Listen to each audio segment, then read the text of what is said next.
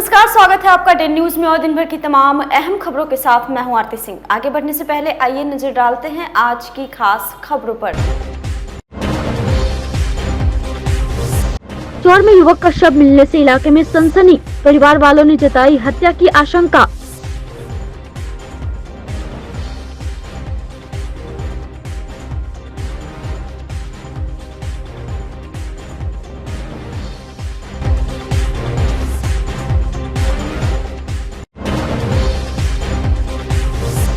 Morning walk कर रहे property dealer को अपराधियों ने मारी गोली, गंभीर स्थिति में अस्पताल में चल रहा है इलाज।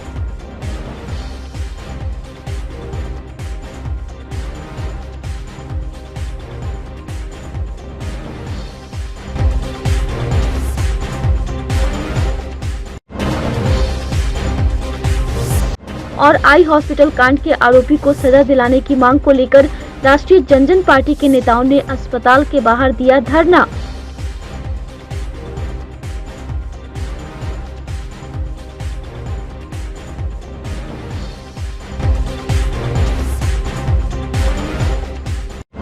ये थी सुर्खियां और अब खबरें विस्तार से। मुजफ्फरपुर में एक युवक का शव मिलने से पूरे इलाके में सनसनी फैल गई। मौके पर स्थानीय लोगों की भारी भीड़ जुट गई। घटना सदर थाना इलाके के लहलादपुर पताही चौर की है। मृतक की पहचान पारू चौधरी टोला निवासी प्रेम रंजन शर्मा का पुत्र 28 वर्षीय नवनीत कुमार के रूप में हुई है। नवनीत वर्तमान में पताही प्रहलादपुर में रहता था। सदर पुलिस ने शव को अपने कब्जे में लेकर पोस्टमार्टम के लिए एसकेएमसीएच भेज दिया है। मृतक के पिता ने बताया कि नवनीत 8 तारीख से गायब था।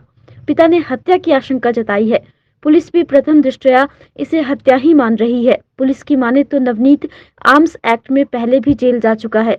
पुलिस गैंगवार में हत्या की भी आशंका जाहिर कर रही है। फिलहाल पुलिस मृतक के परिजनों से सभी बिंदुओं पर पूछताछ कर रही है।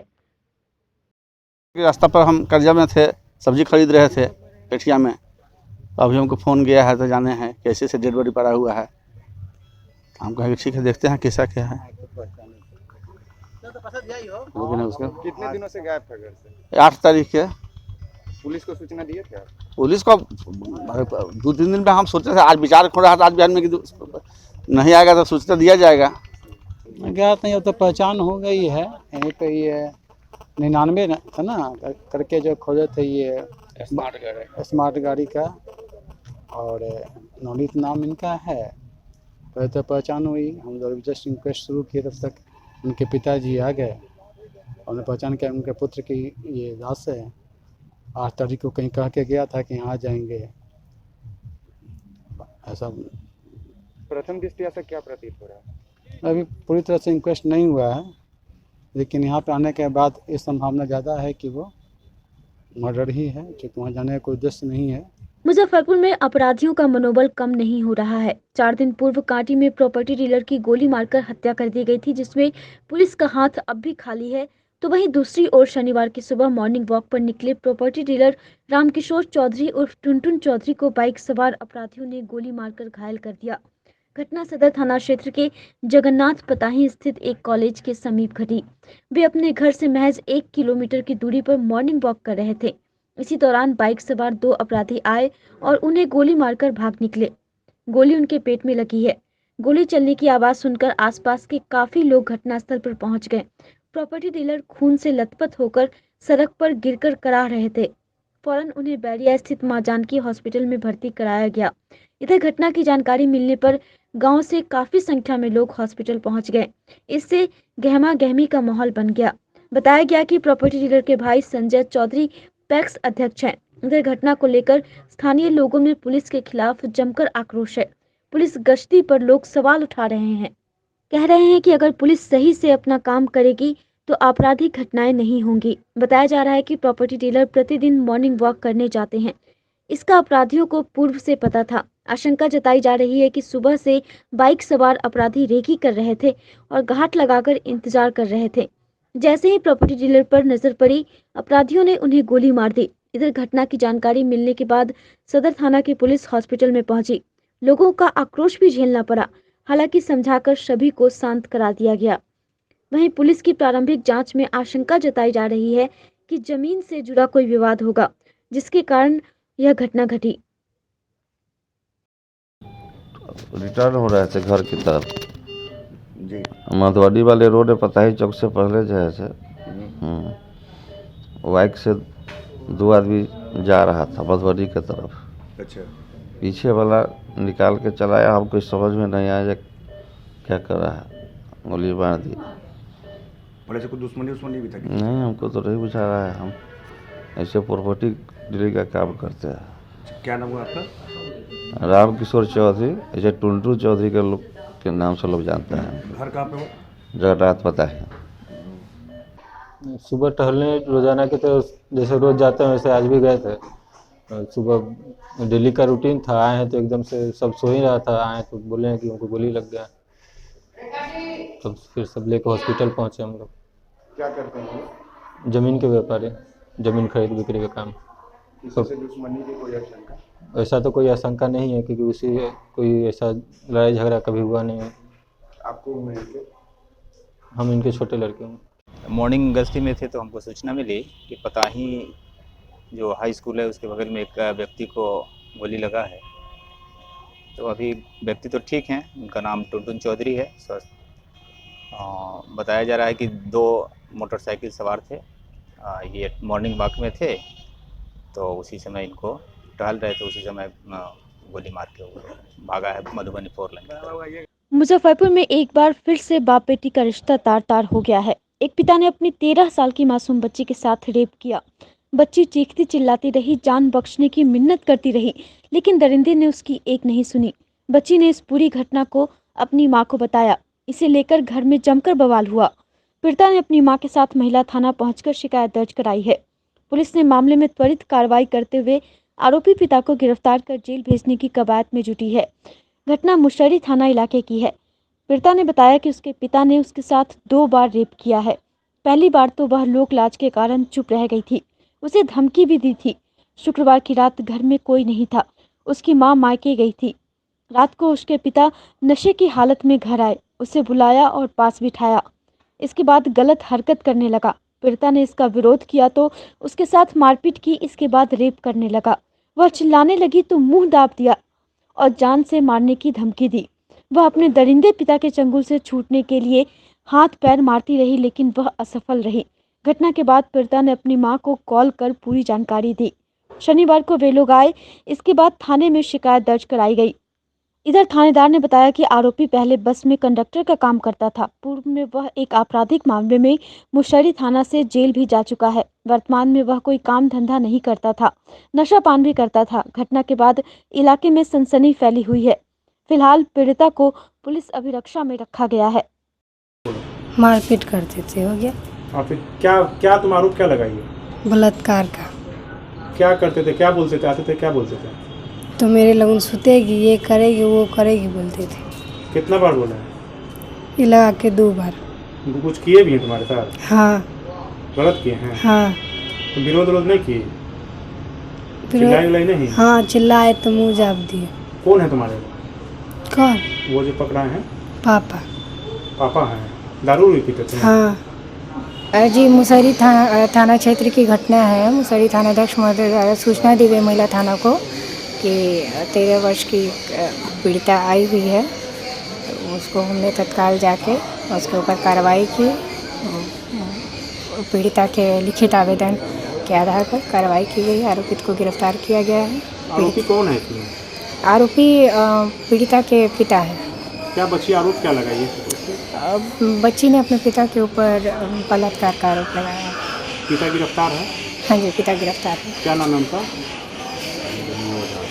पिताजी का नाम उसके अंजनी झा। अंजनी झा। क्या कार्रवाई कर रही है इसमें आगे? गिरफ्तारी की गई है। अगले सुबह उनको न्यायिक हिरासत में भेजा जा रहा है। पीड़िता की चिकित्सीय जांच करवा दी गई है। मुजफ्फरपुर आई हॉस्पिटल में मोतियाबिंद के ऑपरेशन के दौरान दर्जनों की संख्या में शिकार हुए मरीजों के मुद्दे पर राष्ट्रीय जनजन पार्टी की जिला इकाई के तत्वावधान में समाहरणालय परिसर स्थित धरना स्थल पर 1 दिवसीय धरना प्रदर्शन का आयोजन किया गया।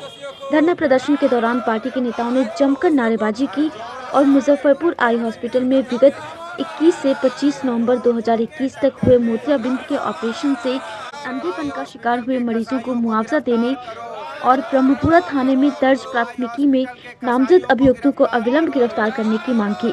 पार्टी के जिलाध्यक्ष मुकेश कुमार श्रीवास्तव ने कहा कि मुजफ्फरपुर आई हॉस्पिटल में मोतियाबिंद ऑपरेशन के दौरान अंधेपन के शिकार हुए मरीजों को 20 लाख रुपए की सरकारी अनुदान और बिहार सरकार द्वारा निःशुल्क चिकित्सा की व्यवस्था सरकारी खर्च पर की जाए। साथ ही कहा कि यदि हमारी 8 सूत्री मांगों को जिलाधिकारी द्वारा 1 सप्ताह के अंदर पूरा नहीं किया जाता है तो हम आंदोलन को जारी रखेंगे। मौके पर पार्टी के मुख्य संरक्षक आचार्य चंद्रकिशोर पराशर, दलित प्रकोष्ठ के प्रदेश उपाध्यक्ष संतलाल पासवान, जिला उपाध्यक्ष पढ़ने शाही सहित दर्जनों पार्टी नेता मौजूद थे।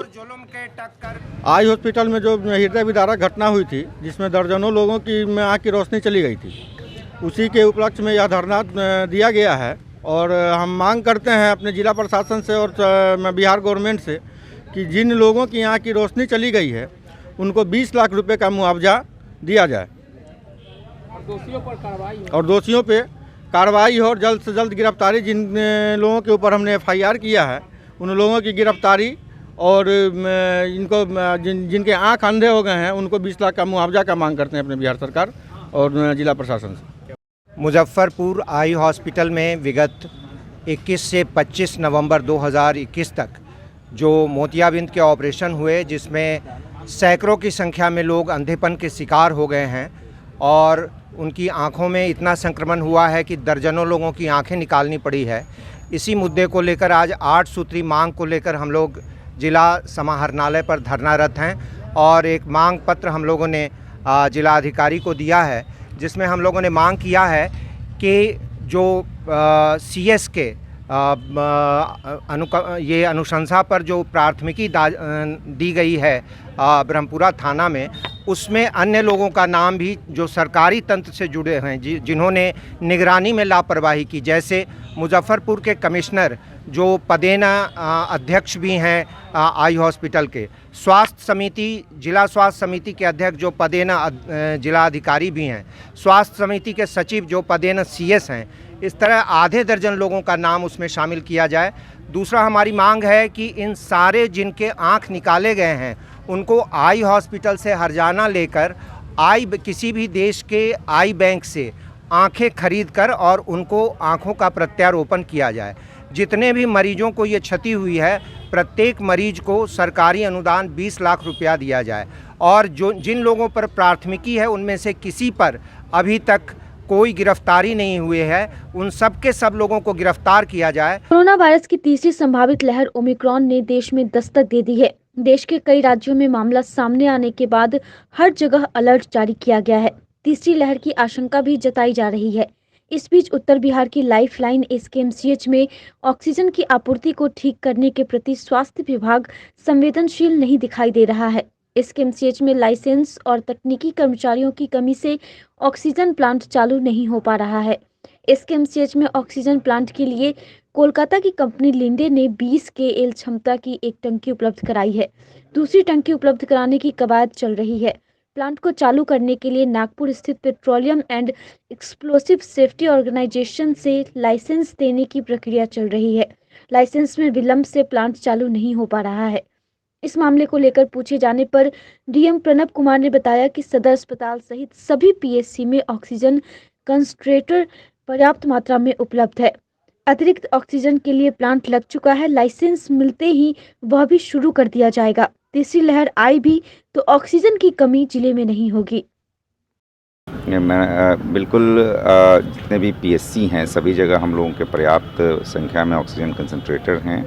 फिर जो सदर हॉस्पिटल है वहाँ पर ऑलरेडी ऑक्सीजन प्लांट चालू है, चल रहा है।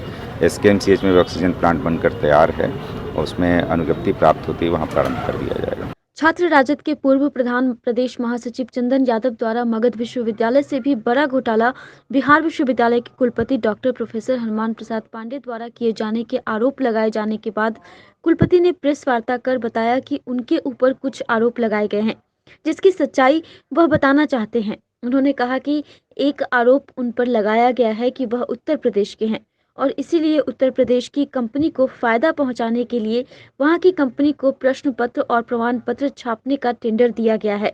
उन्होंने बताया कि बिहार विश्वविद्यालय का छापाखाना अब काम करने योग्य नहीं है और खुली निविदा के आधार पर उत्तर प्रदेश की कंपनी को यह काम दिया गया। वहीं सुरक्षा कर्मियों की संख्या से अधिक बताकर भुगतान किए जाने के आरोप को लेकर उन्होंने कहा कि परीक्षा के समय और विश्वविद्यालय में होने वाले अन्य कार्यक्रमों में सुरक्षा कर्मियों की संख्या घटती बढ़ती रहती है। करने का प्रयास करेंगे और फिर जब इस तरह का अगला प्रोसेस हम करेंगे तो पर्टिकुलर जॉब के लिए होता है, पर्टिकुलर जॉब खत्म हो गया तो एग्रीमेंट खत्म हो जाता है। तो अब जो नए सिरे से अगली परीक्षा का होगा उसमें अगर इस तरह से उसको सरकार के द्वारा या कहीं से प्रतिबंधित किया जाता है तो हम उसका पूरा ध्यान रखेंगे, हम भी उसको फॉलो करेंगे और प्रतिबंधित कर देंगे। दूसरा सर गार्डों की बहाली को लेकर, नंबर ऑफ गार्ड्स को लेकर जी, ये आरोप है जी। और तीसरा कि कुछ चुनिंदा लोगों को कई कई चीज़ों का प्रभार देने का है जी इस पर सर। ऐसा है कि गार्डों की बहाली की गई है, अभी बहुत लेटेस्ट किया हमारे तब से साल भर 1.5 साल हो गया, गार्ड ही नहीं था कोई और सुरक्षा की दृष्टि से बहुत इम्पोर्टेंट है। कई जगह ग्रिल टूट गई। उनका कहना है कि 78 लोग कार्यरत हैं जबकि 100 से अधिक नहीं, गलत कहना है। ऐसा है कि जितना है हम उसमें कई कमेटी कई माध्यम से वेरिफिकेशन करा के तब उसका भुगतान करते हैं। जितने लोग वास्तव में काम कर रहे हैं उनकी संख्या भी हम घटाते बढ़ाते रहते हैं, इतनी आवश्यकता होती है उतना ही रखते हैं, उससे अधिक कोई पेमेंट नहीं हो रहा है। और एक तीसरा उन्होंने कहा है कि कुछ प्रोफेसर्स हैं, हाँ जी, जिनको कई कई चीज़ों का प्रभार दिया गया है। हाँ जी, ये इसको ऐसा है कि एक तो ये गलतफहमी क्रिएट की गई कि 15 दिया गया, 9 दिया गया, 8 दिया गया, 10 दिया गया, ऐसा नहीं। देखिए हमारे सामने समस्या ये है कि इस समय 42 कांस्टेंट कॉलेजेस हैं जिसमें कमीशन से हमारे पास कुल 7 प्रिंसिपल हैं जो वास्तव में सिलेक्टेड प्रिंसिपल हैं। तो अब उन 7 लोगों से हम कितना काम 42 कॉलेजों को देख पाना तो संभव नहीं है।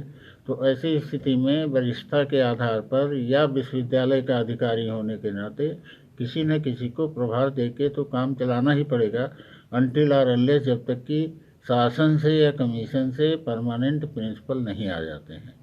दूसरी बात यह है कि कई जगहों पर वरिष्ठता की समस्या आती है। एक जगह खाली हुई या एक को चार्ज देना है, 5 लोग खड़े हुए हैं और यहाँ तक कभी कभी किसी बड़ा अशोभनीय स्थिति भी आ जाती है, आपके सामने हम कहना नहीं चाहेंगे। तो ये होता है कि इनमें देने पर आपस में कहीं वो मतभेद हो जाएगा। तो ऐसी स्थिति में फॉर टाइमिंग जब तक कि सीनियरिटी या वरिष्ठता का समाधान नहीं हो जाता है। राष्ट्रीय विधिक सेवा प्राधिकार की ओर से जिला विधिक सेवा प्राधिकार के प्रांगण में राष्ट्रीय लोक अदालत का आयोजन किया गया, जिसमें कुल 13 बेंचों का गठन किया गया था। इस लोक अदालत में आपराधिक सुलहनीय वाद, दुर्घटना दावा वाद, कुटुंब न्यायालय, सिविल मामले, बैंक से संबंधित मामलों के कुल 1263 केस का निष्पादन किया गया। दुर्घटना दावा वाद मामले में 8 करोड़ से ज्यादा की राशि प्राप्त की गई है। जिला एवं सत्र न्यायाधीश मनोज कुमार सिन्हा ने बताया कि राष्ट्रीय लोक अदालत में बड़े ही सौहार्दपूर्ण माहौल में आपसी समझौता के तहत मामलों का निपटारा किया गया, जिसमें बैंकों के वाद पूर्व मामले में 3 करोड़ से ऊपर समझौता राशि प्राप्त हुई और वाद पूर्व दुर्घटना दावा मामलों में 80 लाख की राशि प्राप्त हुई है। नालसा के डायरेक्शन पर आज मुजफ्फरपुर विधिक जिला सेवा प्राधिकार में राष्ट्रीय लोक अदालत का आयोजन किया गया, जिसमें हम लोगों के द्वारा कुल 13 बेंचों का गठन किया गया था, जिसमें criminal compoundable cases, motor accident claim cases, मुख्यतः ये फैमिली कोर्ट के डिस्प्यूट मैटर्स, कुछ सिविल मैटर्स टेकअप किए गए थे। इसके अलावा प्री लिटिगेशन में बैंक के केसेस जो स्मॉल बोरोवर्स के थे वो केसेस भी टेकअप किए गए और इनका निष्पादन उन्हीं गठित 13 बेंचों के द्वारा किया गया। कितने टोटल केसेस इसमें आज तकरीबन 1263 केस का डिस्पोजल किया गया और 8 करोड़ से ज़्यादा की राशि प्राप्त की गई है डिफरेंट एजेंसीज़ के द्वारा, जैसे क्लेमेंट्स को मिले जो बेनिफिट्स, जैसे कि विधिक सेवा प्राधिकार मुजफ्फरपुर में प्री लिटिगेशन में 13 क्लेम केसेस फाइल किए गए थे। उन सभी 13 केसों का निपटारा आपसी समझौते के आधार पर किया गया और इसमें लगभग 80 लाख रुपए बांटे गए हैं बरोबर वो क्लेमेंट्स को, और वो बड़े हर्ष और उल्लासित माहौल में यहाँ डिस्पोजल हुआ और अपने अपने घर गए और तमाम मामलों का निष्पादन आज भी हुआ। ये लोक अदालत सिर्फ आज ही भर के लिए था कि अभी आगे? नहीं, ये जो लोक अदालत का आयोजन आज हुआ था, ये नालसा के डायरेक्शन पर बिहार राज्य विधिक सेवा प्राधिकार के निर्देशानुसार राष्ट्रीय लोक अदालत का आयोजन किया गया था। आज संभवतः पूरे भारतवर्ष में इसका आयोजन किया गया। भारत सरकार के द्वारा तीनों कृषि कानून को वापस लेने के बाद ऑल इंडिया किसान खेत मजदूर संगठन ने शनिवार को खुदीराम बोस स्मारक स्थल से विजय जुलूस निकाला, जो कंपनी बाग, सिरागंज टावर, जवाहरलाल रोड होते हुए कल्याणी पहुंचकर सभा में तब्दील हो गया। संगठन के राज्य सचिव लाल बाबू महतो ने कहा कि ऐतिहासिक किसान आंदोलन की जीत किसानों के लंबे संघर्ष और 700 से अधिक किसानों की कुर्बानी की बदौलत हुई है। इस आंदोलन ने यह भी लिख दिया है कि किसान मजदूरों का असली दुश्मन बहुराष्ट्रीय कंपनियां हैं। मोदी सरकार तो मुखौटा मात्र है। मौके पर अर्जुन कुमार, काशीनाथ सैनी, सभा के महेश चौधरी, यूनियन के नेता मोहम्मद यूनुस सहित काफी संख्या में लोग मौजूद थे। देखिए, आज हम लोग मुजफ्फरपुर शहर में किसान आंदोलन की जो जीत हुई है, उसी के उपलक्ष्य में यह जुलूस हम लोग आयोजित किए हैं। जैसा कि हम लोग जानते हैं कि साल भर से ज़्यादा हो चुका, केंद्र सरकार द्वारा 3 कृषि कानून लाए गए थे, लेकिन इन कानूनों को निरस्त करने के लिए हमारे देश के किसानों ने लगभग 700 से ज़्यादा अपनी जान की कुर्बानी देकर सरकार को पीछे हटने के लिए मजबूर किया। जब तक कहा जाता था, हमारे देश के ही प्रधानमंत्री बोलते थे कि यह आंदोलन जीवी लोगों का काम है, खालिस्तानियों का काम है, लेकिन यह बात साबित हो गई कि ये वास्तव में किसानों की लड़ाई थी। जो किसान अपने जीवन की रक्षा के लिए, पूरे समाज की रक्षा के लिए हमारे देश के बड़े बड़े कारपोरेट घरानाओं के साथ, इस दुनिया के बहुराष्ट्रीय कंपनियों के साथ की यह लड़ाई है, और इस लड़ाई में सरकार पीछे हटी है। और हमारी जो न्याय संगत मांग, खाद और बीज की किल्लत एवं कालाबाजारी पर रोक लगाने, धान की खरीद में लूट पर रोक लगाने, एमएसपी के दर पर धान खरीदने की गारंटी करने सहित विभिन्न मांगों को लेकर शनिवार को बिहार राज्य किसान सभा के द्वारा समाहरणालय स्थित धरना स्थल पर 1 दिवसीय धरना दिया गया। सभा के संयुक्त सचिव कॉमरेड नंद किशोर शुक्ला ने कहा कि किसान सभा केंद्र की हठधर्मी, तानाशाह, अहंकारी कॉरपोरेट प्रस्त भाजपा सरकार को झुकाकर किसान की सभी मांगों को मानने पर मजबूर करने के लिए संयुक्त किसान मोर्चा के नेतृत्व सहित इस ऐतिहासिक किसान आंदोलन में सहयोग करने वाले किसान, मजदूर, छात्र, युवा, महिला संगठनों, विभिन्न प्रगतिशील संगठनों, सामाजिक कार्यकर्ताओं, बुद्धिजीवियों और तमाम शुभचिंतक बधाई के पात्र हैं। क्रांतिकारी अभिनंदन करते हुए इस ऐतिहासिक आंदोलन की जीत पर उन सभी लोगों की जीत बताया जिसने इस आंदोलन में थोड़ा भी सहयोग किया हो। किसान सभा और संयुक्त किसान मोर्चा का आह्वान है कि आज पूरे देश में विजय दिवस मनाया जाए, जो किसानों के संघर्ष की जीत हुई है, एक। और दूसरा, बिहार में बिहार राज्य किसान सभा ने तय किया है कि जो खाद और बीज की भयंकर किल्लत है, जो कालाबाजारी हो रही है, उसके खिलाफ, धान की न्यूनतम समर्थन मूल्य एमएसपी पर खरीद नहीं हो रही है, उसके बारे में जगह जगह गरीबों को उजाड़ा जा रहा है, उसके खिलाफ, और यहाँ जो स्थानीय आँख अस्पताल का जो मुद्दा है, जिसमें दर्जनों लोगों की आंखें गई है, उसमें जो दोषी हैं उनको गिरफ्तार किया जाए, कड़ी सज़ा दिया जाए, और इतना मुआवजा, जिनका आँख चला गया है उनको इतनी मुआवजा दिया जाए जिससे उनका ज़िंदगी कट सके। कम से कम 25 लाख का मुआवजा उनका होना चाहिए, और जिनकी आँख ठीक हो सकती है उनको अच्छे से अच्छे हॉस्पिटल से संपर्क करके उनका इलाज कराया जाना चाहिए। ये लड़ाई जो हमारी है किसानों की, ये देशव्यापी है और राज्यव्यापी है। अभी जो समझौता हुआ है, सरकार ने कुछ वादे किए, जो 3 काले कानून थे उसको वापस किए, अन्य मुद्दों पर उन्होंने वादा किया है। इसी आधार पर हमने अभी किसान आंदोलन को स्थगित किया है। अगले 15 जनवरी को उसके फिर समीक्षा होगी, और समीक्षा होने के बाद फिर तय किया जाएगा कि वो लागू हुआ कि नहीं, हो रहा है कि नहीं, और उसके बाद उसके अगले चरण पर विचार करके जो रास्ता लेना होगा वो रास्ता लिया जाएगा। यही सब मुद्दे हैं।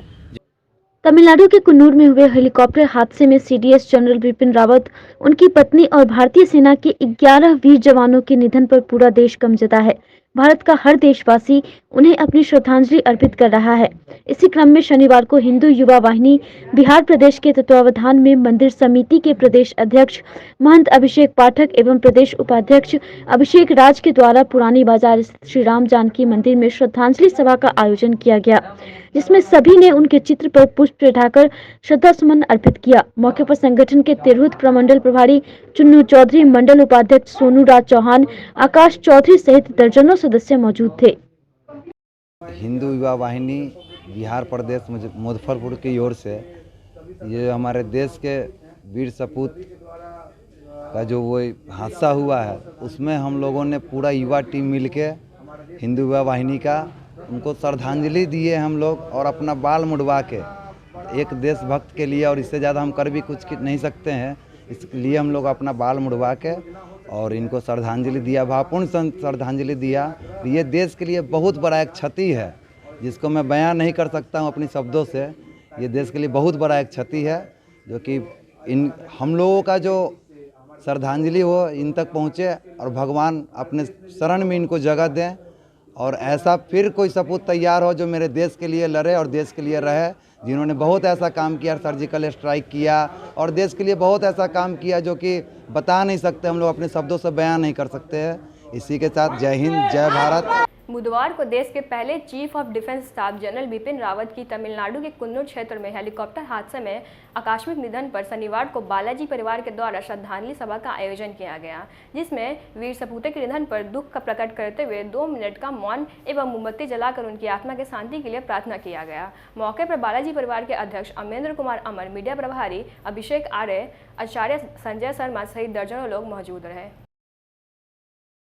आज भारत के प्रथम सीडीएस जनरल बिपिन रावत के अकस्मात मृत्यु के कारण, दुर्घटना के कारण जो देश को क्षति हुई है वो बहुत बड़ी क्षति है।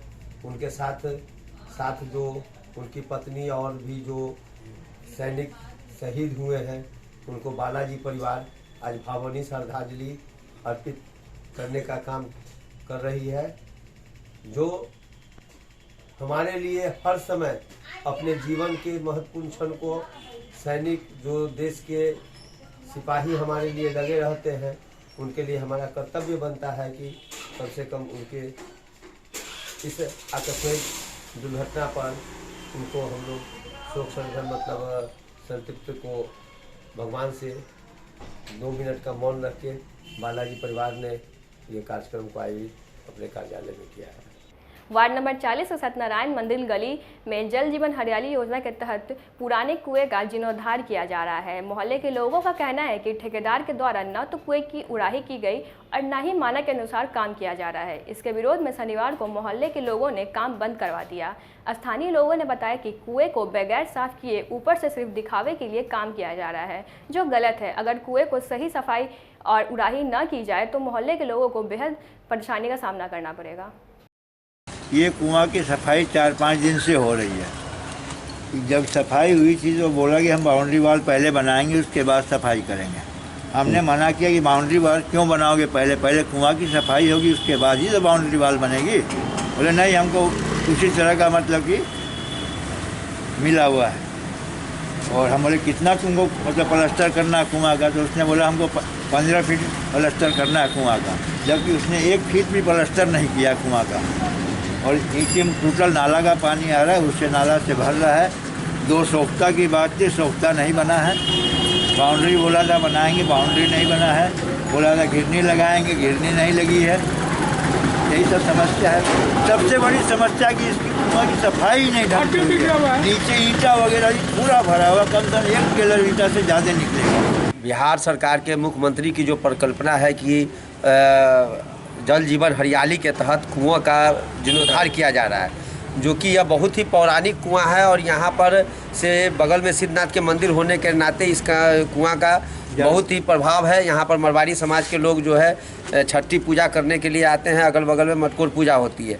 अभी 4 दिन पहले ठेकेदार आया और उसने पानी भी बिना निकाले हुए इसको प्लास्टर कर रहा था। जब लोकल लोगों ने इसका विरोध किया तो उसने कहा कि हम कर देते हैं। उसने कहा कि हमको बाउंड्री उठाने दीजिए, जिसका विरोध किया गया।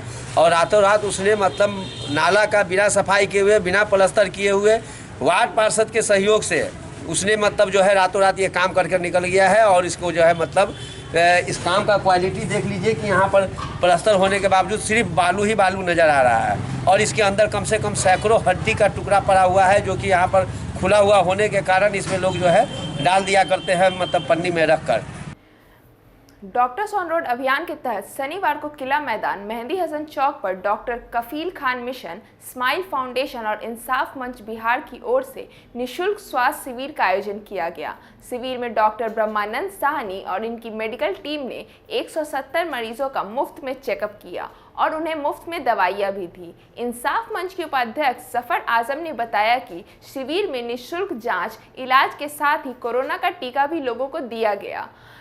कोरोना की संभावित तीसरी लहर को लेकर शिविर में बड़ी संख्या में लोगों के बीच मास्क का भी वितरण किया गया।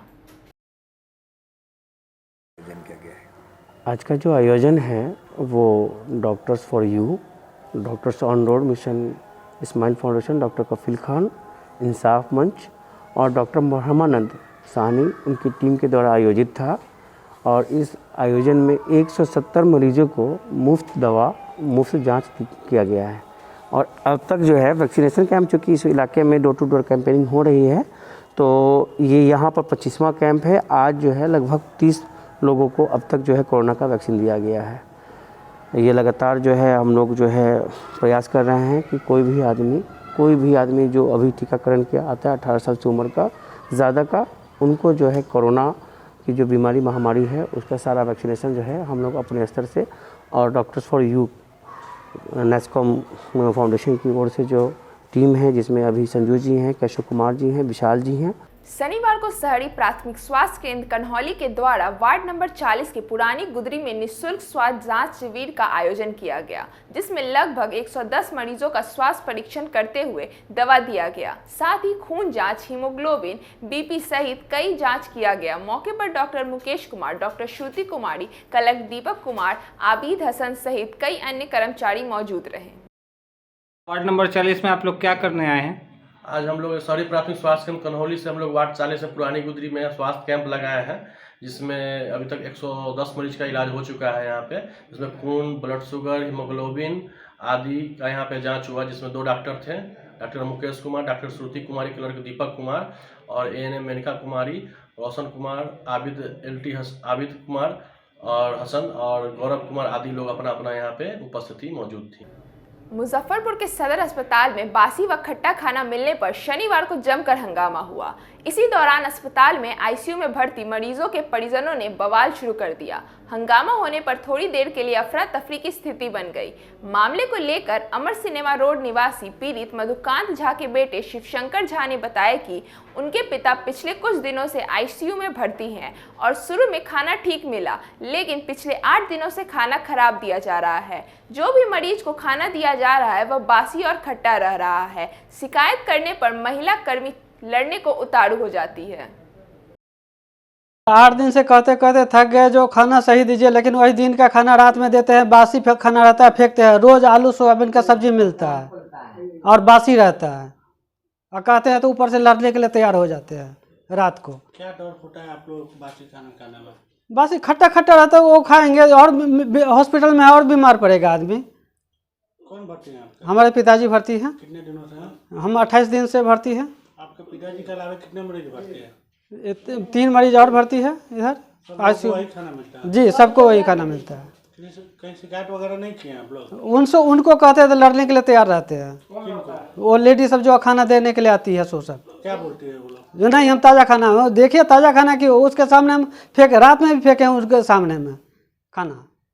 काहे हंगामा करो जी? खाना अच्छा नहीं मिलता है।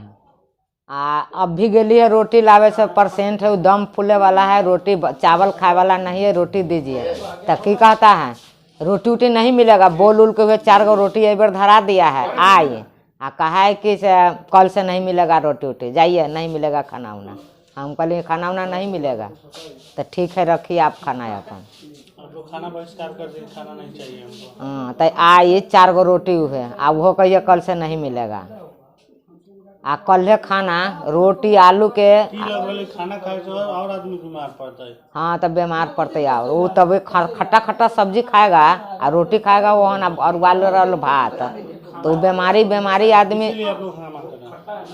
हाँ तो वो ऐसा खाना हॉस्पिटल में खाएगा। आज की खबरों में बस इतना ही। कल फिर मिलेंगे कुछ नई खबरों के साथ, तब तक के लिए हमारी न्यूज़ टीम को दीजिए इजाज़त। नमस्कार।